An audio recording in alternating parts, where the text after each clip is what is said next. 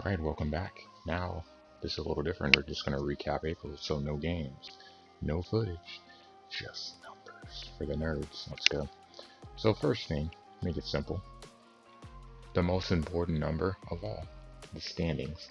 So we'll actually look into the wild card a little bit more than we have in the past, but still the same. We'll start with the East. The Nats, in large part due to their beating the hell out of us, lead the division, 17-10 Marlins. Phillies both have winning records. You can see down there the Braves, 500. The Mets, the only team under. We play them next. So, I mean, given our trend of playing against the NL East, and they might get a little close to 500. Hope not, but just saying, they may. You can see the big one here. The Phillies, odd, because they have a winning record on the road, but losing record at home.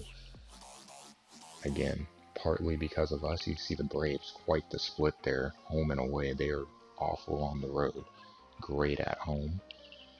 But so far, the Nats lead. Great lineup. We'll look into their lineup a little bit more down the road, but you can see their average 267. They slugged for 42. ERAs 334. Best in the division. The worst goes to the Braves. Probably part of the reason why they're 500, but I assume that they'll get that fixed at some point. The Central. Pirates. No one in this division has a winning record, so all the trash that people talk IRL about the NL Central being the worst division in baseball, so far in my franchise, it's pretty true. Pirates. 500 on the road. Losing record at home. Weird. Cardinals. 6-9 on the road. Oh, yes. 6-7 at home, but at least we win against the division, so I mean, there's the bright spot. But no one in this division has a winning record. The Reds are in last place at 10-17. They're 7 games under 500, by far the worst. Their ERA is the worst. The big one for us, obviously, is our average is the lowest. I'm assuming in the National League, we're 201. On base is 285. The good thing is the Pirates are almost as awful as us, so it gives us hope. Fielding, we've had some gaps, but could be worse. Defensively, though, we're a really solid team. Some animation things happen here and there, but hey, it is what it is. Milwaukee, 4-game losing streak. Reds are actually hot, so that lets you know. They're 7 games under 500. They were worse. But that's how things are looking right now. NL West. Dodgers. The only team with 20 wins, I believe. Yes, they're 21-9. Great start to the season for them. Padres 18-12. Everyone else with a losing record. The D-backs bringing up the rear. You can see division record. The Rockies, a lot of their games so far have been against the division. 21 of their 29. The thing that hurts them is at home. They're not as good as you would like, especially given the ballpark that they play in.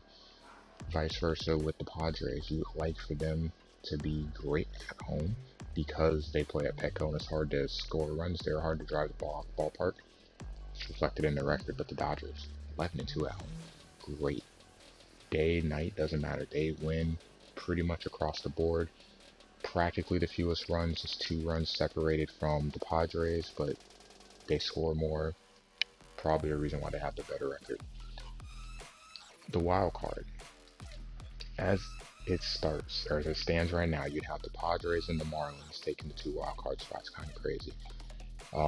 Some of these teams I expect to play better. The Braves, I expect to play better. The Mets, not because I play them, but just in general with the lineup, or the rotation that they have, I expect them to be better. They'll eventually get those runs down some, and then you'd hope their lineup would start to hit, but they have too much talent in their rotation to be struggling the way they are. They should definitely be an above 500 team. And then you have the NL Central gang here. 4.5 back. I mean, someone's got to win a division, right? I mean, that's kind of where we're at right now. There's no way we let the Pirates win the division. No way. Someone of this bunch has to come through. And then the Reds' worst record in baseball so far, at least in the National League. American League. Yankees dominating. 21-7. You can see 151 runs scored. More importantly, look at that ERA, 3.2.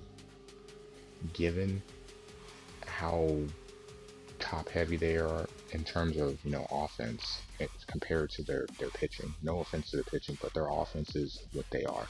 Cole, great. Some other guys in their rotation, great. They're solid. Their bullpens really good at the end, but there's just no way you expect that, right? So Yankees 21-7, Orioles after April in second place, winning record 15-14. You got the Blue Jays. The real surprise though was the Rays. I'm not. No, I guess the Orioles would be more, but I'm more surprised the Rays because they're so far under 500. They're 8 games under. So you'd hope that they would turn it around. ERA is a little bit higher than they would like, but they just can't generate runs. 308 on base, 238 average. You got to get that up. On to the Central. You got the Twins, 19-10, leading the way. Cleveland 17-11. The White Sox, a little disappointing so far, 13-16. And probably, maybe not the Royals in last, but the Tigers being down there at the bottom, you expect. Tigers just not putting up runs, or are they giving them up? They may have the worst ERA in baseball so far. That's just awful. I mean, as bad as our hitting is, theirs isn't far from it. But they give up so many runs, it's just tough for them to win games. So hopefully, Matthew Boyd may be on the move. We may look. AL West. Familiar squads up top, the A's and the Astros, tied for the division lead. You've got the Rangers, winning record. Angels, 2 games under 500 again. As we always talk about, the runs scored tough. They're just coming off an 8-game losing streak, and they won their last 2, so they're trying to bounce back, see if they can keep it going. And then the Mariners, 11-19, disappointing. I thought it would be better. They're hitting, they still have some young guys, so you'd hope that those young guys will progress and turn it around. We'll see going forward. But as it stands, Mariners are bringing up the rear in the AL West. Looking at the wild card, by default, the A's and Astros, one of them's leading the division, one of them's leading the wild card, so you can just take that. Cleveland gets the other spot. You got the Rangers, Orioles, and Blue Jays. Only teams 500 or better. A couple games back. Angels not that far back. I said super early. Every team's got over at least 130 games to go, so a long way to go. You got the Royals and the Rays bringing up there. Never thought I'd see the Rays with one of the worst records in the American League, but here they are. That said, let's go start looking at some statistics in terms of players. So we're just going to look at some league leaders here. Bounce back and forth between the National and American League. Got Marcell Ozuna. Wow. Batting above 400. You think I miss his bat right now? Jeez. Peralta. Everyone always talks about him being traded 386. Like just massive, massive numbers. Some guys may be a little elevated because of who they've played against, but impressive numbers nonetheless. Rendon, look at this for the Twins. Part of the reason why they have such a great record. You've got Polanco and Cruz both batting above 340. Bobby Dalbec, great start to the season for him so far. 341. Look at that. 341, 8 doubles, 4 home runs, 18 runs batted in. Strikeouts, better than he was doing last year in terms of the pace. You can see more at bats, fewer strikeouts. You like to see that number come down, but so far, not looking bad. Vlad, 339.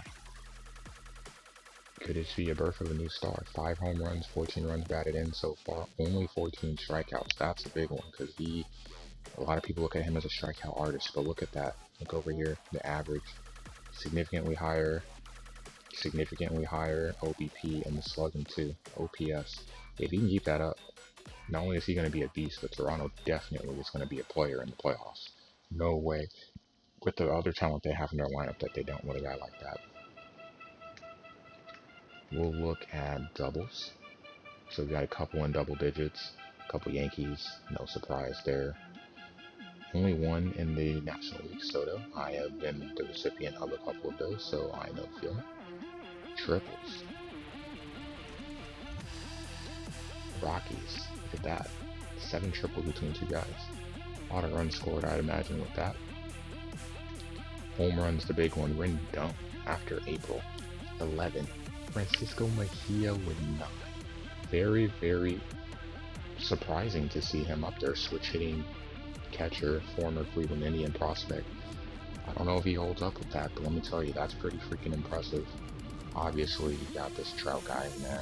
You may have heard of him before. 8 home runs so far, 297 average. I mean, a little less than his career, a little less OBP, slugging's higher. Trout's Trout. He's going to produce, we know that. Crush Davis, 8 over there in Texas. And Giancarlo Stanton, healthy, 7 home runs. At the National League, Machado, Keston. Keston hit his first against us, and that was early in the season, after struggling out the gates. Now he's hitting 304. He practically was walking out, and then he hit a home run against us, and then the switch flip. Dude is balling out. 12 home runs, 26 runs batted in. And at the end of May, he's going to pass counting stats. Home runs, runs batted in. Easily. Walks, too. A star in the making. Fully see why he's got a potential there. Got Marcell Ozuna, 10. I'm going to go down the list a little bit. Obviously, you knew he would be up there. Matt Carpenter, tied for 9th, 8 home runs. You can see powered up a little. Against lefties too, so that helps.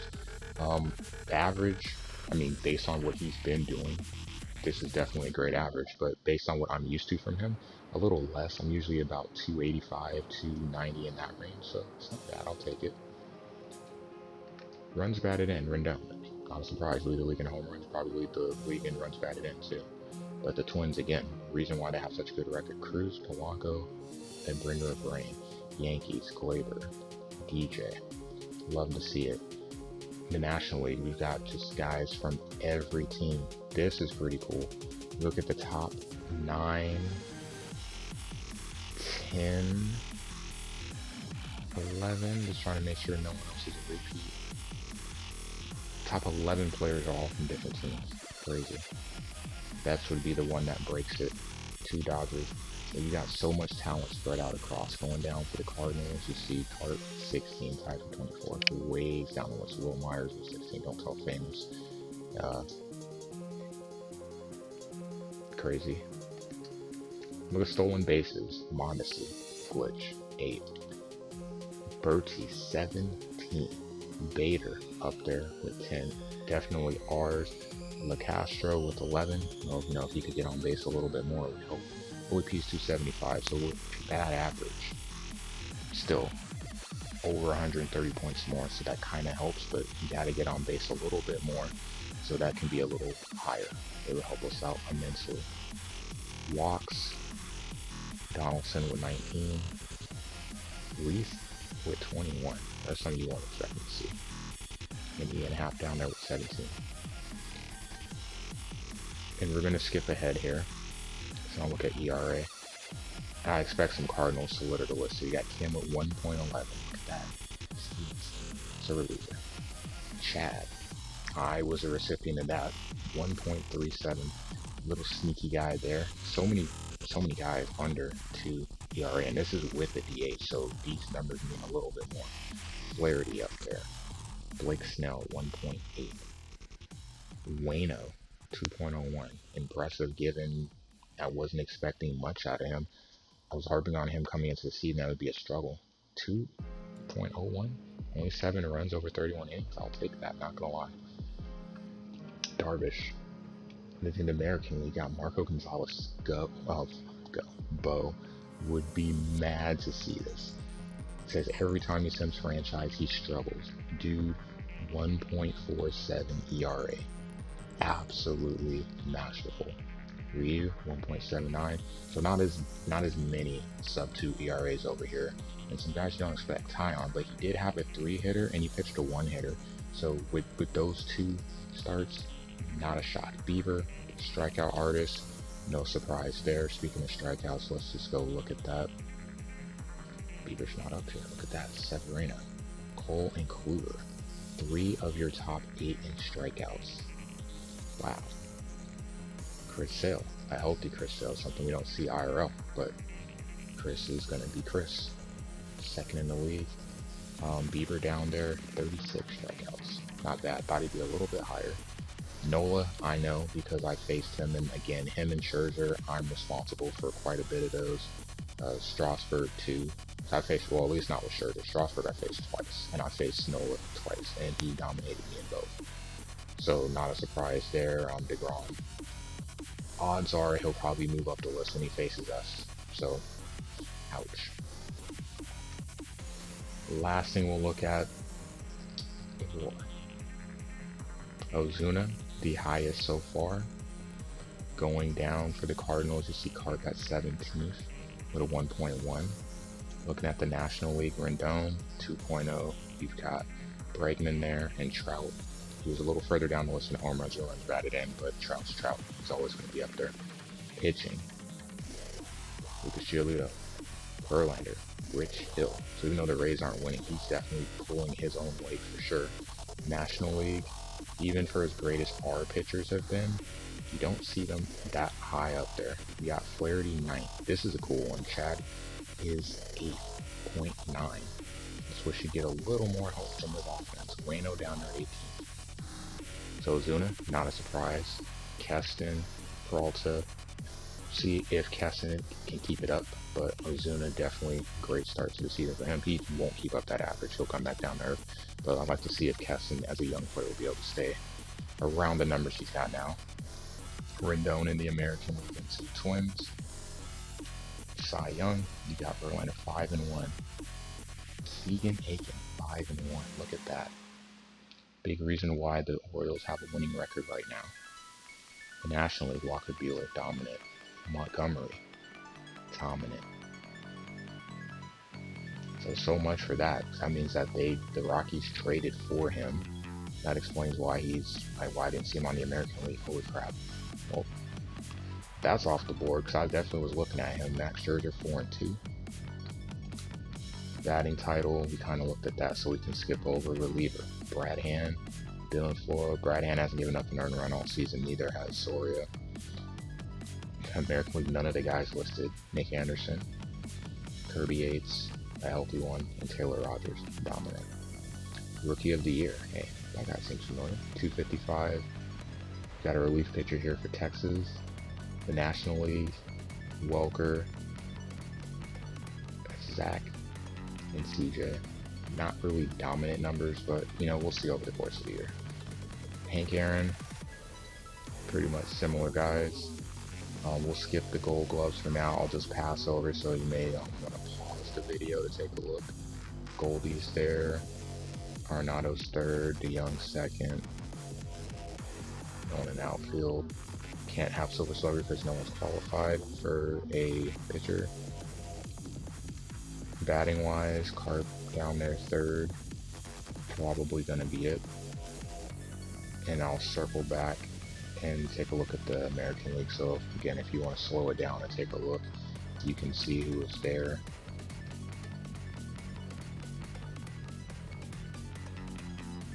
Oops, I'm going to skip.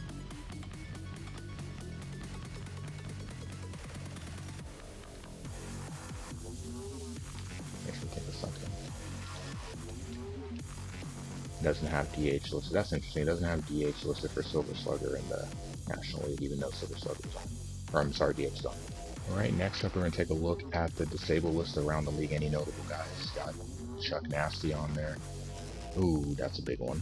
Not that they were going to be in the playoff hunt anyway, but that hurts. Also, one of their better pitchers. So Chuck Nasty and Herman both gone. Jimmy Nelson, not a big loss. This, in terms of prospects, hurts for the Padres because that's the guy they project to be in their rotation going forward. Santander, minor. Teoscar Hernandez, couple months. Big loss. That's a big power bat in their lineup. Yasmani, one of the best catchers in terms of framing in baseball. Wish it was reflected a little bit more in this game, but hey, still a solid bat. That's going to hurt them. Prospect there, broken leg. Oof. One of the big future guys for the Angels. Nothing, too severe. I saw that one as it happened because I was involved in that game. So that stings for them because he was batting really well. I'm actually going to go pull up his stats so you can see. He's had 337, 391 OBP. Dude was raking. So that's going to be a big loss for the Phillies. I don't know how you replace that production. India. Oof. Fractured forearm, young stud. Pirates, I saw Hayes. You know, I think their season's done. With him gone, I mean, it was done anyway when it started, but it definitely is now because you don't have a chance to develop the young guy. It's going to be a big part of what they had going forward, and now he's out for the year. Kind of struggling, but still big part of their lineup. And then lastly, we're just going to take a look at the Cardinals. So in terms of our lineup, I might as well start pitching. Kim Bueno, love it. I'm not going to pay attention to the record. The record is irrelevant. I just need you to produce. The only one that's going to go through is Miles. Reyes should be there because he has struggled. You can see that 4.3 ERA. Better now, but he has blown 2 saves. Though he did save 3 games. He has been very inconsistent, and that's not a good thing. So we'll have to figure out what to do with him going forward. He's middle relief right now. Hopefully he can keep that. Miles, most innings pitched, no wins. 2 starts left him in too long. 2 starts, and he had a complete game where he gave up a 2-run shot against Pittsburgh and lost. So I mean, can't really fault him for that. The guy switched some runs. This is the hurtful one. We have him starting, basically bullpen game, and you know he's been okay though. 2.18 ERA. Makes me think I want to put Gant in there, but you know Gant doesn't have the stamina that maybe he could have. Is what it is. In terms of walks, Moses Reyes, again, he's been struggling. Reflective by his whip, gives up hits, and does that. On the flip side, Gant and Gallegos. Most reliable guys, Hicks, why I put him as a closer, Flaherty, sub 1 whip, as does Kim and Waino. The 3 of our starters have a sub 1 whip. Can't ask for more. Quality starts, 12. Can't complain about that. 1 complete game and a loss. 5 blown saves, multiple holds. Miller doing what he does. Miller has always been a guy I'm super reliant on. K per 9, Gallegos, and dude's a strikeout machine. Doesn't get a ton of them, but he doesn't. He's super reliable. Him and Hicks can just overpower you, so it just doesn't matter. Home run per 9. Gallegos hasn't given up one. The only one that's not given up a home run. Knock on wood. And then 5th. Look at Gallegos, 0.1. Have you ever seen that before? That's absolutely ridiculous. Goldie DeYoung, Pujols, Edman, Dillon, O'Neill, all on cold streaks. Tyler doesn't matter as much because he is a bench bat, but yeah, 5 of our starters do. It's not good. Hits, Arenado has the most, played the most games too. I'd imagine maybe if Carp had 2 more games, he may have at least got 2 more. In terms of power, home runs from a lot of people, some chipping in unexpectedly. So happy to see Carp with 8. He has a little bit of a power boost. We'll take that. Edman with 4. If you had told me Edman would be tied for 2nd in home runs on a team, I would have laughed at you. But Arenado with 4 as expected. Goldie struggling a little bit. You can see a little bit of his dip in power. We'll manage DeYoung. Need his power to be reflective. He's a young star. We need to see it. And we hope at least he's a young star. And then Carlson, same thing. Need to see him produce too. Runs batted in. Only 2 in double digits. Edman, surprisingly, is the 3rd guy with 9. Which means in those games we had production at the bottom of the lineup. Stolen bases. Bader by far the most. Average. The number is 250, right? 3 of our guys have a number over it. Yachty is 4th at 244, and that's something you don't want to see. You want to see other guys at Yachty. Goldie at 210. And that has to go up for sure. And then you got the guys kind of hovering.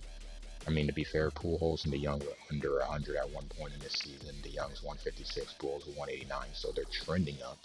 Just not at the rate I like. OBP, Carp, Goldie. Slugging, obviously Carp has the most home runs, not a surprise. Kisner, 3rd. Don't want to see that either. Want to see these guys that start be up there a little bit higher. Most walks, Goldie. Do like to see that. Bader, obviously, he has to get on base somehow because he's not hitting, so you have that. The strikeouts are the big ones. So many strikeouts by this team across the board. No one is exempt. Who's got the fewest as a starter?